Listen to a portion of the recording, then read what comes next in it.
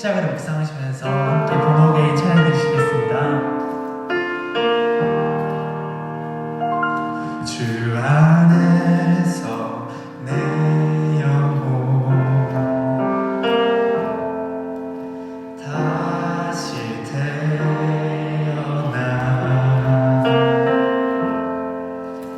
이전 것을 지나고 새롭게 됐네.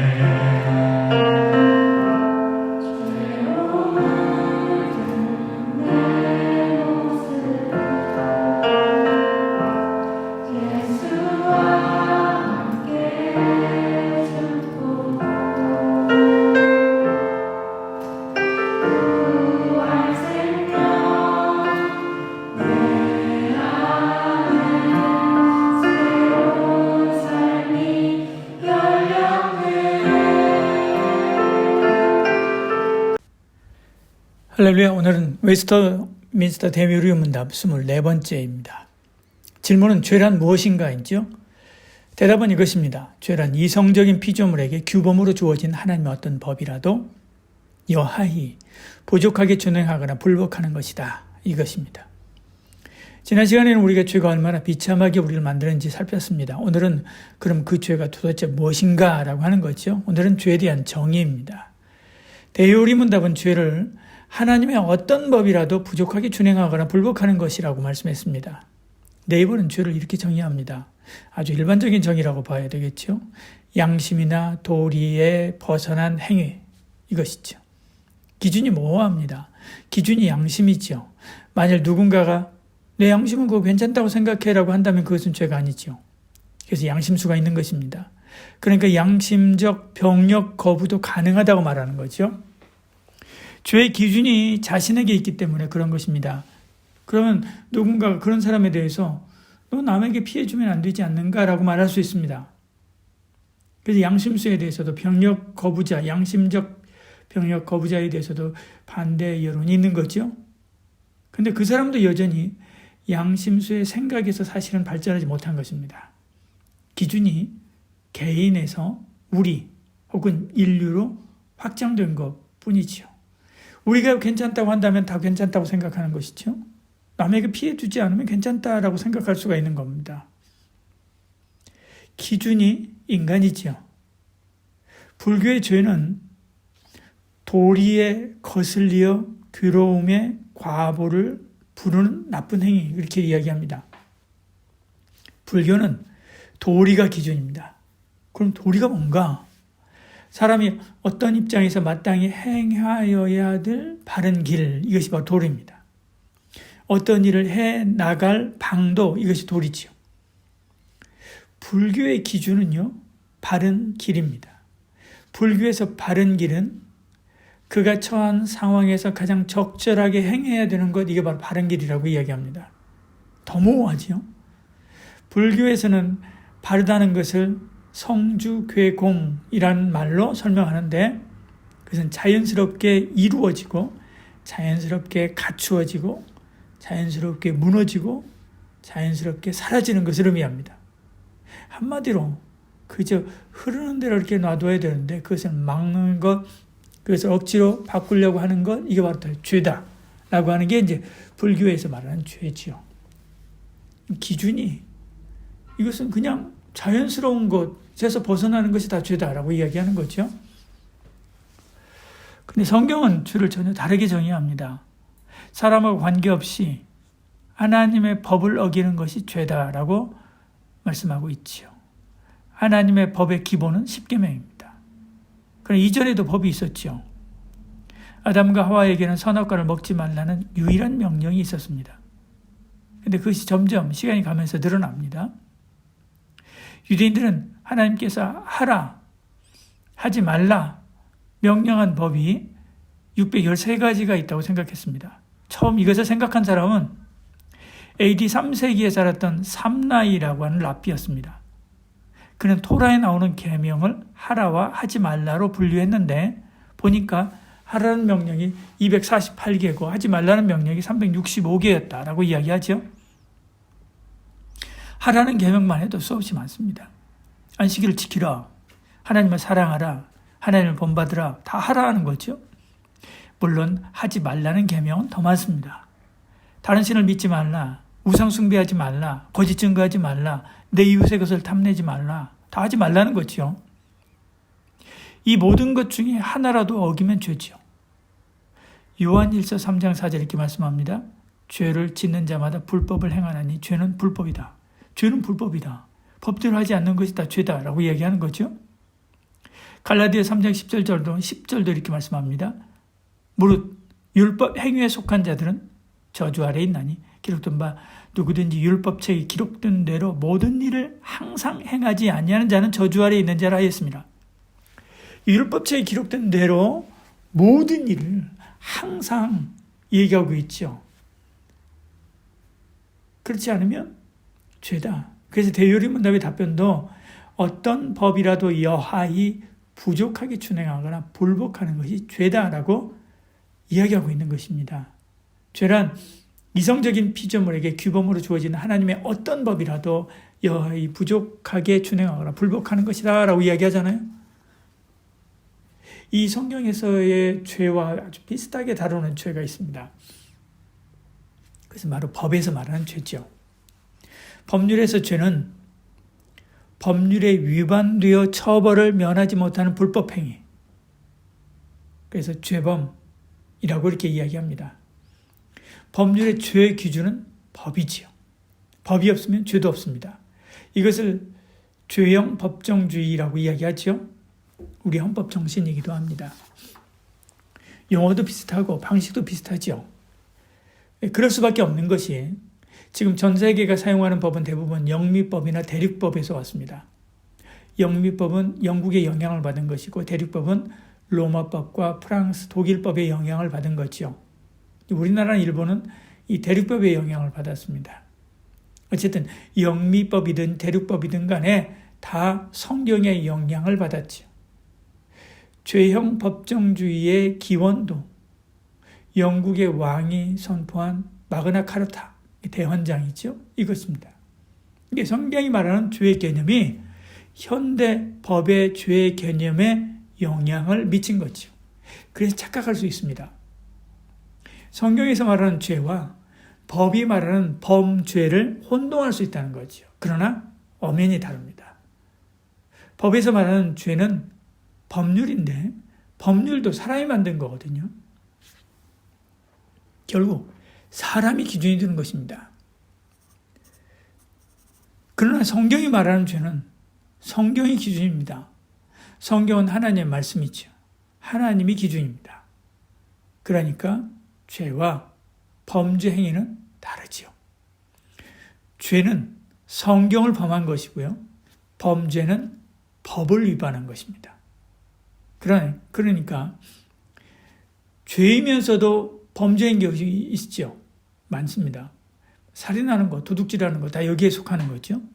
성경도 금하지만 법으로도 금하기 때문에 그렇습니다. 그런데 범죄이지만 죄는 아닌 경우가 있습니다. 국가가 예배 금지 명령을 내렸을 때, 전도 금지 명령을 내렸을 때 그것을 위반하는 것은 범죄지요. 그러나 죄는 아니지요. 반대로 죄이지만 범죄가 아닌 경우도 있습니다. 예수를 믿지 않는 것입니다. 분명히 성경은 그것을 죄라고 말하지만 법은 그것을 자유라고 말하지요. 요한복음 16장 9절에 말씀하지요. 죄에 대하여라 함은 그들이 나를 믿지 아니하며. 이렇게 비슷하니까 혼동할 수가 있다는 것입니다. 이런 용어상 혼동 때문에 정부와 교회의 가르침이 충돌할 그때 어느 것을 따라야 하는지 금방 파악이 되지 않을 수 있습니다. 그런데 우리는 하나님의 사람이지요. 천국의 시민답게 천국의 법을 따라야 됩니다. 성경은 일반법에 비해서 굉장히 포괄적입니다. 성경은 일반법에서 다루지 않는 것까지 다루기 때문에 그렇지요. 그 대표적인 것이 사람의 생각과 동기입니다. 마음으로 짓는 죄도 죄다라고 말씀하죠. 성경은 음욕을 마음에 품기만 해도 간음이다 라고 말씀하지 않습니까? 마태복음 5장 28절에 유명하죠. 음욕을 품고 여자를 보는 자마다 이 마음에 이미 간음을 하였느니라 주님께서 말씀하지 않습니까? 성경은 적극적으로 선을 행하지 않는 것도 죄라고 이야기합니다. 야고보서 4장 17절에도요. 그러므로 사람이 선을 행할 줄 알고도 행하지 아니하면 죄니라. 그러니까 성경은 굉장히 포괄적입니다. 그래서 대요리 문답은 여하히 부족하게 준행해도 죄라고 이야기하죠.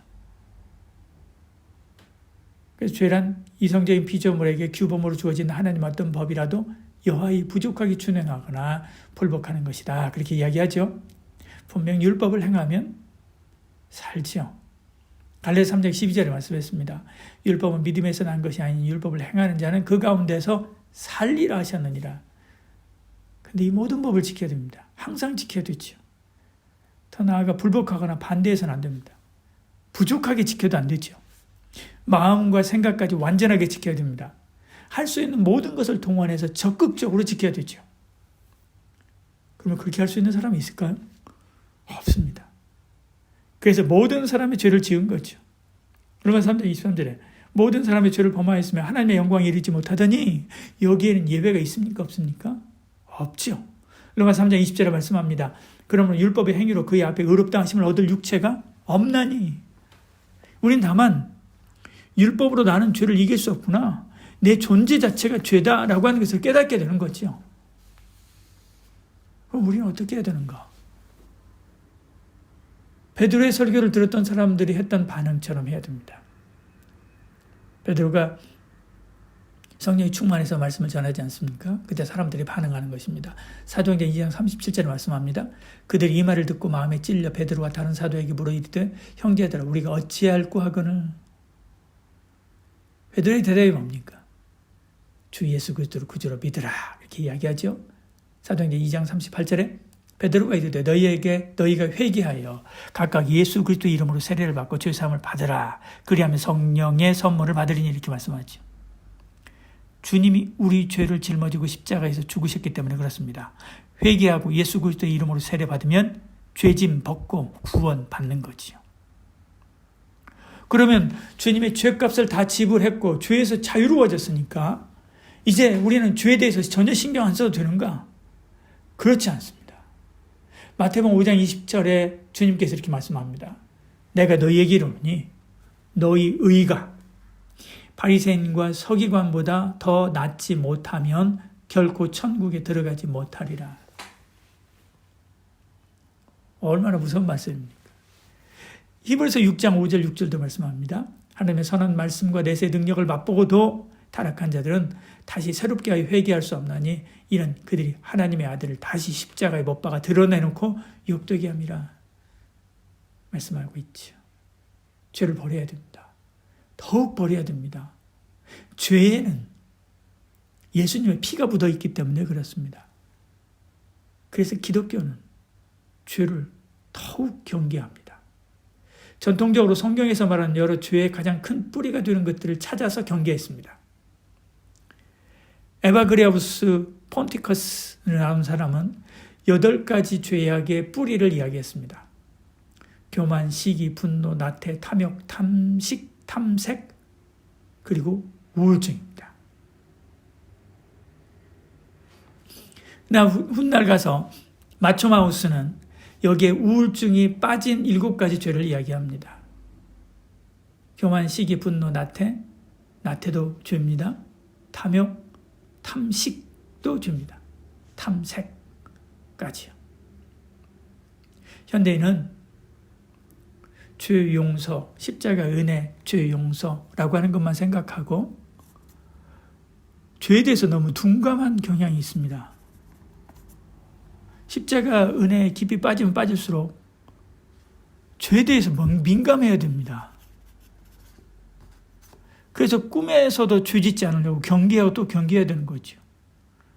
그래도 또 죄를 짓습니다. 그래서 우리를 붙드시는 성령님을 의지하고 또 의지해야 되는 거죠. 날마다 의지해야 되는 것입니다. 우리 육체가 원하는 죄의 소원을 성령께서 제거하시기 때문에 그렇습니다. 갈라디아서 5장 14절 이렇게 말씀합니다. 육체의 소욕은 성령을 거스르고 성령은 육체를 거스르나니 이 둘이 서로 대적함으로 너희가 원하는 것을 하지 못하게 하려 함이니라 이렇게 말씀하죠. 근데 만약 성령을 거스르면 더는 우리를 도울 리가 없으니까요. 회복 불가능한 길로 가는 겁니다. 그래서 성령을 거역하면 죄상을 얻지 못한다라고 말씀한 것입니다. 누구든지 말로 인자를 거역하면 사하심을 얻되 누구든지 말로 성령을 거역하면 이 세상과 오는 세상에서 사하심을 얻지 못하리라. 이 원리입니다. 여러분, 우리는 죄인입니다. 이 죄를 내 힘으로 이길 수 없습니다. 하나님의 도우심, 성령님의 도우심밖에 없습니다. 죄가 가인의 문 앞에 엎드렸을 때 하나님이 너는 죄를 이기라라고 했습니다. 그럼 그가 죄를 이길 수 있는 비결이 뭡니까?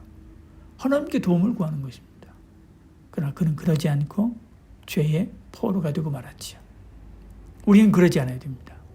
날마다 매 순간마다 죄의 생각이 일어날 때마다 주님만 붙잡고 의지하며 나가야 되죠. 거룩한 삶으로 나가야 됩니다. 성령님의 붙드심과 도우심으로 승리하는 삶을 살아가야만 하지요. 그런 저와 여러분 되기를 축복합니다. 기도하겠습니다. 사랑이 많으신 우리 하나님, 우리 가운데 함께 하시고 은혜 베풀어 주시사 모든 죄를 성령의 도우심으로 이기고 승리하여 살아계신 하나님께 영광 나타내는 저희들 되게 하여 주시옵소서. 죄의 종이로 끌려다니는 것이 아니라 의의 종이고 의의 병기가 되어 죄의 영광과 그 이름을 찬미하는 하나님의 사람이 되게 하여 주시옵소서. 예수님 이름으로 기도합니다. 아멘.